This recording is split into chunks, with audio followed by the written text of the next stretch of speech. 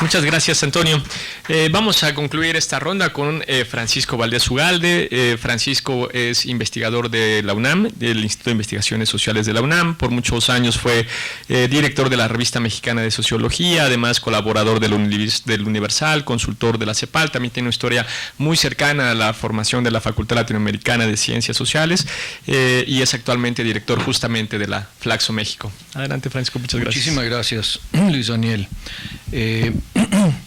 Bueno, primero quisiera agradecer la invitación a participar en este evento, una participación que además de ser personal también ha sido de colaboración institucional para poder realizar esta reunión y esta magnífica oportunidad de reflexionar sobre un tema que ha sido siempre una papa caliente. Y precisamente me quisiera referir a esta característica de que pensar en el horror normalmente nos lleva quizá como un primer impulso a negarlo. Es decir, cuando recordamos los horrores del pasado, cuando recordamos el Holocausto, cuando recordamos el Gulag, cuando recordamos Tiananmen, cuando recordamos, en fin, el 68, la memoria, o el apartheid en Sudáfrica, el dolor es tan fuerte y las heridas son tan profundas, como ha dicho Casio, que muchas veces se guardan como historias secretas, privadas, y que es muy difícil llevar a lo público, llevarlo a ventilarlo en la deliberación colectiva, precisamente por el dolor que entraña. Y me parece que este evento es justamente uno que se opone a esa negación del horror, que lo saca a flote y que intenta pensar el presente y el futuro de una manera distinta, aceptando que ha pasado y haciéndose cargo de que hay que pensar en él. También, bueno, quiero señalar que los golpes de Estado, precisamente en estos países y particularmente en estos dos países, en Chile y Uruguay, han sido para mí, en los momentos en los que ocurrieron, por diferentes motivos, golpes personales muy fuertes, aún no estando ahí, es decir, no siendo natural, ni habiendo vivido en esos momentos, en esos países, pero sí recuerdo con toda claridad cuando yo era estudiante universitario, la conmoción que nos produjo el ver en la televisión los aviones sobrevolando La Moneda, bombardeando, y en fin, todas estas historias, lo mismo en Uruguay, cuando ocurrió. Y como mexicano, también ya lo mencionó Casio y también Alonso en su caso particular, pues hemos vivido una experiencia del exilio del otro lado, es decir, hemos vivido la recepción al exilio, que ha sido una tradición mexicana importantísima, que ha enriquecido a México de manera entrañable y conmovedora. Varios de mis mejores amigos y colegas son chilenos, uruguayos, argentinos, brasileños, que en su momento, por diferentes razones, tuvieron que salir de sus países debido a la persecución. Y debo también señalar dos accidentes biográficos que se derivan de eso. Uno, institucional. La Facultad Latinoamericana de Ciencias Sociales, sede México, es impensable sin lo que pasó en Chile. Como lo es también la sede ecuatoriana de la Flaxo, y como lo fue en su momento, y lo volvió a hacer después, la Argentina. Flaxo hasta 1973 era una institución latinoamericana que ya tenía varios asociados, pero solo tenía un plantel, solamente tenía un campus que estaba en Santiago, no tenía actividades importantes o relevantes más allá de aquel campus, y justamente el cierre de la Flaxo en Chile después del golpe de Estado Cierre, por cierto, muy curioso, porque como se trataba de un organismo internacional, no se podía cerrar por completo. Pero entonces se produjo un vaciamiento y lo único que quedó ahí a cargo fue un colega, lamentablemente ya muerto, Norbert Lechner, y una secretaria, que se dedicaban a realizar reuniones, que tenían un interventor militar en la sede que revisaba todo lo que se escribía en una máquina de escribir, que era el único instrumento, la única herramienta que se contaba para seguir pensando, y un stencil.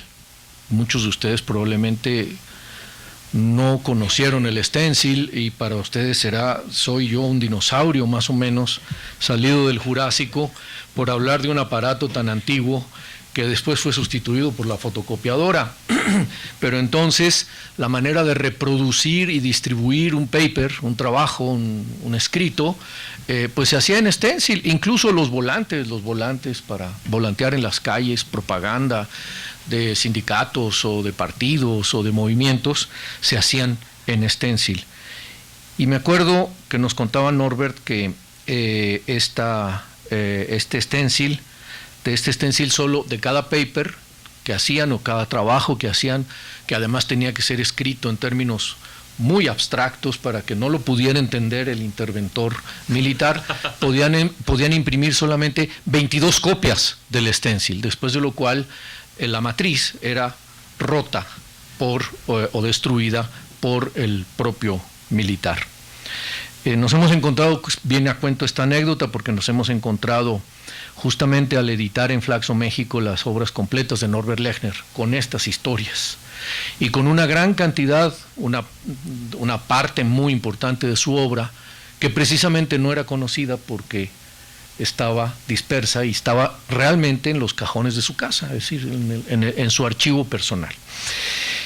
Y por último, además de que la Flaxo México pues recibió y fue abierta para recibir en 1975 y 76, cuando inició ya propiamente sus actividades docentes, pues a una pléyade de intelectuales y académicos latinoamericanos, René Zabaleta, Juan Carlos Portantiero, Emilio de Ípola, Fernando Cortés y muchos otros, también de Centroamérica, Lito Mengíbar, que habían emigrado naturalmente por no poder realizar o continuar realizando sus actividades en sus países de origen. Por último, y antes de mencionar algunos puntos que me interesaría llamar su atención sobre ellos, pues también yo me he beneficiado del exilio porque mi mujer es chilena y mi hija también, y no hubiera conocido a mi mujer si no hubiera habido golpe de Estado. Entonces, pues así es la vida, tiene de todo, y a mí me tocó, como receptor de este lado también, pues ser un involuntario beneficiario de una atrocidad. Yo quisiera centrarme en unos cuantos aspectos muy sencillos, ya han sido de alguna manera tocados por Casio y por Antonio, y seguramente se han tratado en otros momentos de este seminario. Pero yo creo que el punto central para pensar los golpes de Estado que han ocurrido, y probablemente hay que tomar otros elementos para pensar los que podrían ocurrir, pero creo que los que han ocurrido deben entenderse en realidad con respecto a muchos factores, pero hay uno que me parece central: la debilidad de los sistemas políticos de América Latina para procesar las demandas de cambio. Yo creo que aquí es donde hay un problema central. Si uno revisa la historia europea después de la Revolución Francesa, uno se encuentra con grandes procesos de cambio que desde luego llevaron a golpes de Estado, y no solo a golpes de Estado, sino a 2 guerras mundiales, que en realidad fue solo una. La Gran Guerra, que comienza en 1914, según algunos autores, solo se cierra en 1990 con la caída del muro y la desintegración de la Unión Soviética. Es decir, es una sola guerra en distintas versiones.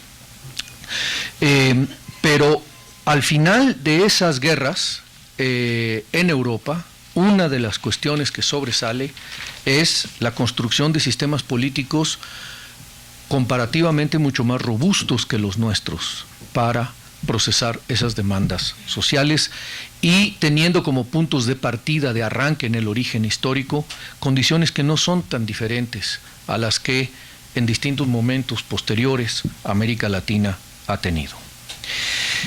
Creo que hay un tema que nos lleva, o este problema me lleva a mí a pensar que y esto creo que sigue siendo un problema general de las democracias en el mundo.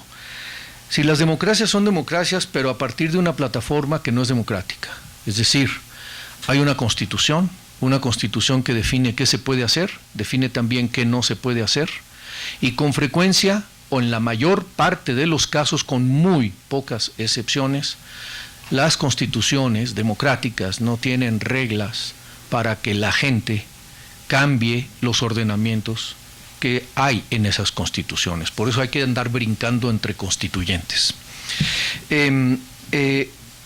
Una autora, una filósofa norteamericana que pensó sobre esto en forma muy aguda, dedicó toda su obra a esto, decía que la estabilidad democrática, si hemos de efectivamente vincular positivamente el demos con el kratos, es decir, a la sociedad con el autoejercicio del poder, en serio, tiene que introducirse una regla constitucional que permita definir quiénes y bajo qué condiciones pueden llevar a cabo los cambios de manera pacífica. Y yo creo que este es uno de los grandes problemas. Si ustedes observan, voy a poner un ejemplo que para mí es muy claro, de la Constitución mexicana. El artículo 39 dice que México es una república, que la soberanía reside en el pueblo y que el pueblo tiene en todo momento el derecho de cambiar su forma de gobierno.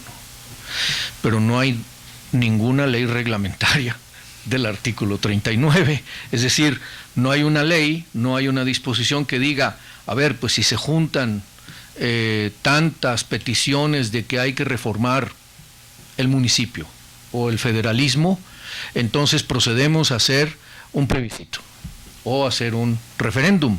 La Constitución mexicana no tiene la figura del referéndum, no tiene la figura del plebiscito, acaba de admitir la de la consulta popular, pero en términos tan exigentes que prácticamente es imposible una consulta popular venida de abajo. De arriba sí se puede. Entonces, aquí hay un problema de robustez institucional de nuestras democracias. Y esa rigidez y esa debilidad de nuestros sistemas democráticos constitucionales tiene entre sus características el que cuando situaciones de extrema tensión social producidas por la marginación, por la desigualdad, por la pobreza, por la discriminación, etcétera, creo que la lista de problemas que ha señalado Antonio ha sido, o de síntomas, ha sido exhaustivísima, no la voy a repetir. Nuestros sistemas políticos no pueden procesar esas situaciones, no pueden procesarlas en serio, es decir, no las pueden procesar con sinceridad, las procesan con cinismo. Pero al mismo tiempo hay otro tema que creo que es una característica de la historia, para decirlo de alguna manera, de las izquierdas latinoamericanas. Las izquierdas latinoamericanas hemos pensado mucho más, o quienes deseamos el cambio, si no me quieren poner en la izquierda, sáquenme, no me importan las etiquetas. Quienes deseamos el cambio hemos puesto siempre más un énfasis en los principios que en los procedimientos.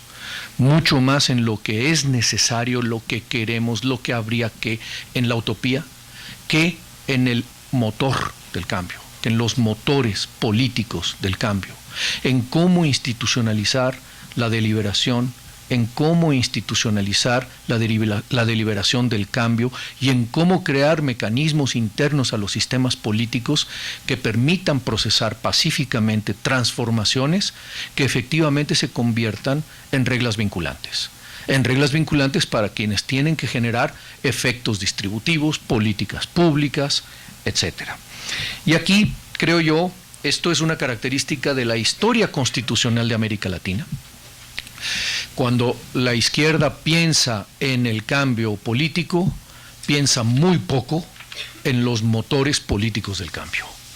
Y lamentablemente, cuando nos topamos en muchas ocasiones con estas realidades, lo que sobreviene es el choque irreductible que produce o conduce a la violencia y al enfrentamiento, y elimina o supera a la política como motor del cambio.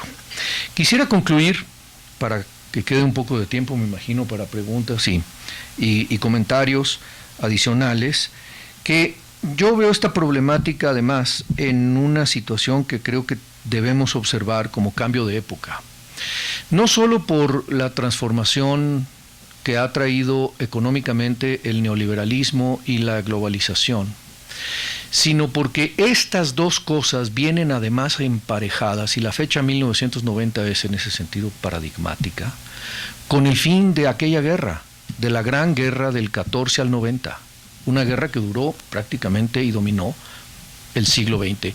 Hay quienes, y yo tiendo a pensar como ellos en buena medida, en el realismo político, en el orden internacional, que el mundo siempre vive en guerra. Es decir, no se conoce una época, ninguna época, en que no haya guerra. El problema es qué guerra es, cómo está estructurada esa guerra. La parte menos cruenta de la gran guerra del 14 al 90 fue la Guerra Fría. ¿Por qué fue menos cruenta?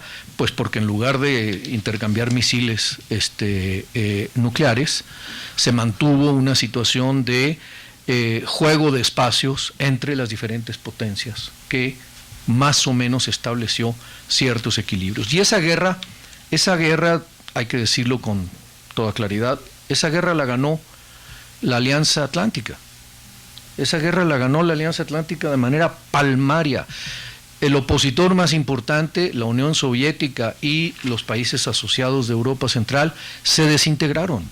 Se desintegró la Unión Soviética, se convirtió en una mascarada de democracia y se separaron de ella los países